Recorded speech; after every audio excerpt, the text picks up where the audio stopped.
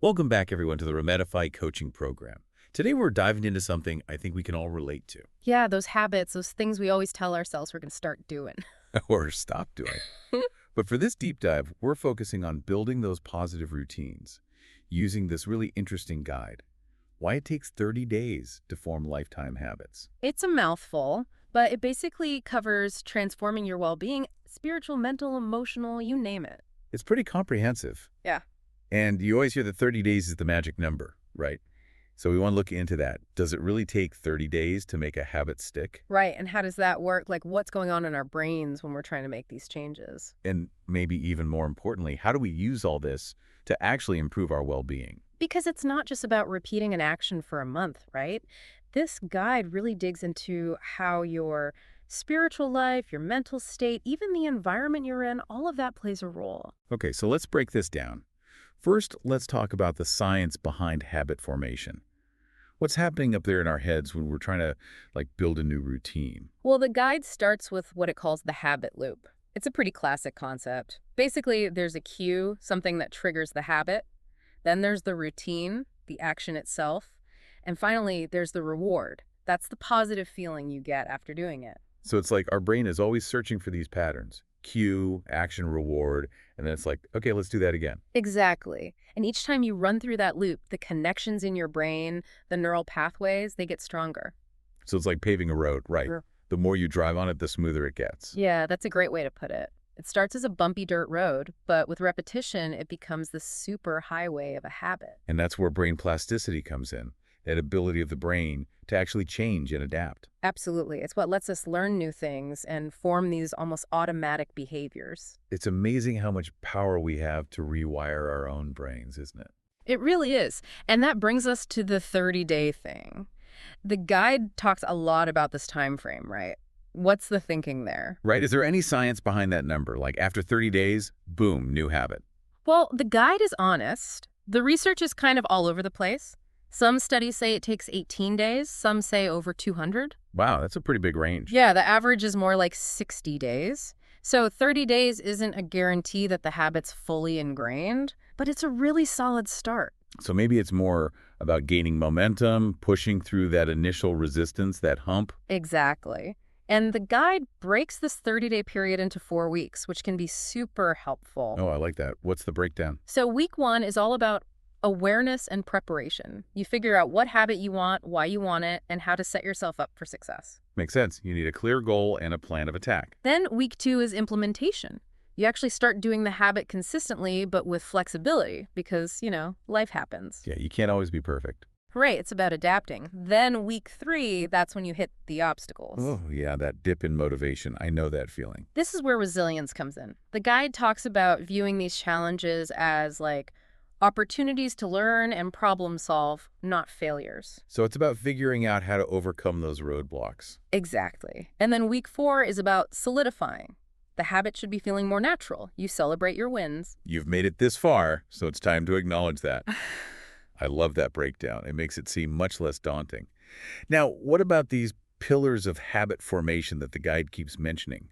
It seems like there's more to it than just repeating an action. Right, there's a lot more. Let's start with the spiritual side of things. This is something the guide really emphasizes. Okay, so how does spirituality tie into forming good habits? It's all about purpose. When your habits are aligned with your values, they just make more sense, they have more staying power. So, if you value kindness and you make a habit of doing something kind every day, it's going to feel more rewarding. Exactly. The guide even suggests incorporating daily spiritual practices, like meditation or spending time in nature, things that connect you to your values. I see. So it's about grounding yourself, finding that deeper meaning. And what about doubt, which is a pretty common spiritual struggle? How do we deal with that? Well, connecting with a community, if that's your thing, reflecting on your purpose, and engaging in practices that strengthen your faith, those can be helpful. The guide suggests finding what works for you. Okay, that makes sense. Now, mental and emotional needs, those are also huge when it comes to forming habits, right? Absolutely. The guide stresses the importance of a positive mindset.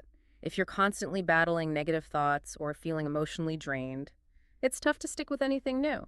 So taking care of our mental health is just as important as the habit itself. It's crucial.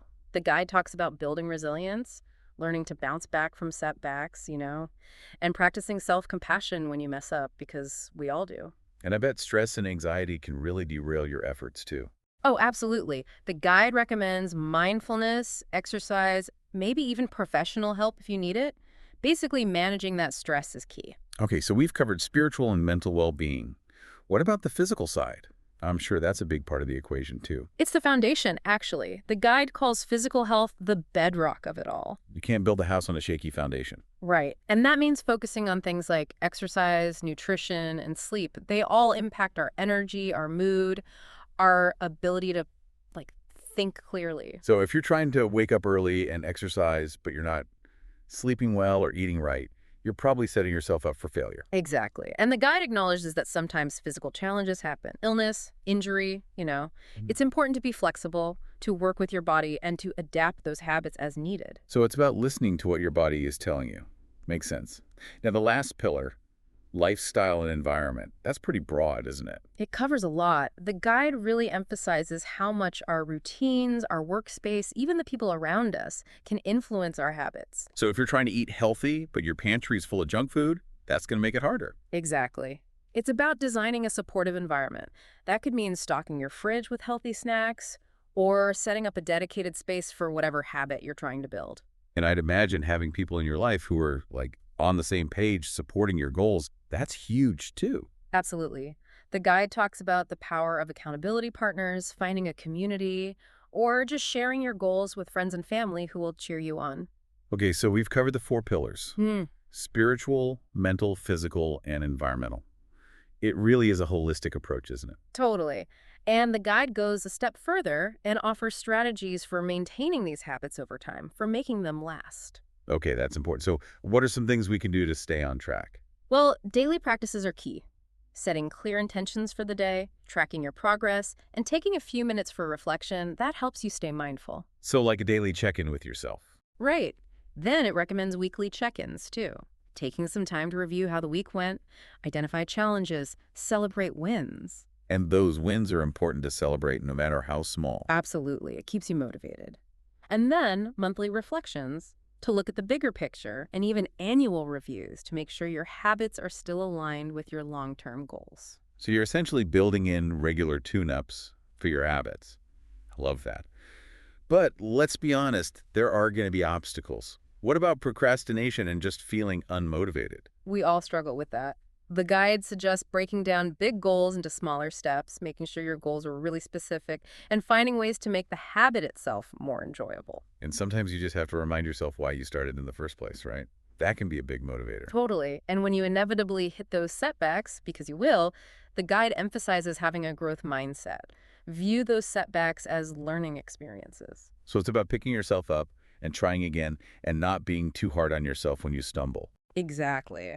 And finally, for long-term motivation, the guide talks about revisiting your goals regularly, finding new sources of inspiration, maybe trying out different things. And remember, celebrating those wins along the way. Yeah. So much good stuff in there. We've covered a lot in this deep dive.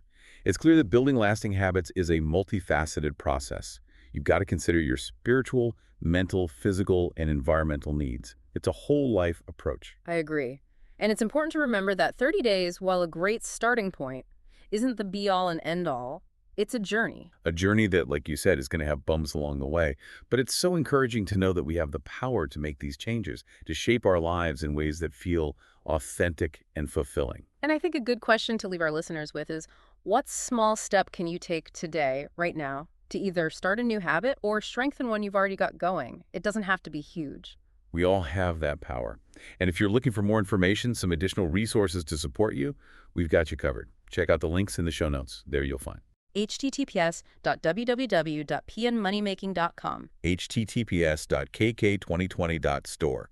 These websites offer some amazing insights and tools that can really help on your journey. Thank you so much for joining us for this deep dive into habit formation on the Remedify Coaching Program. We'll see you next time.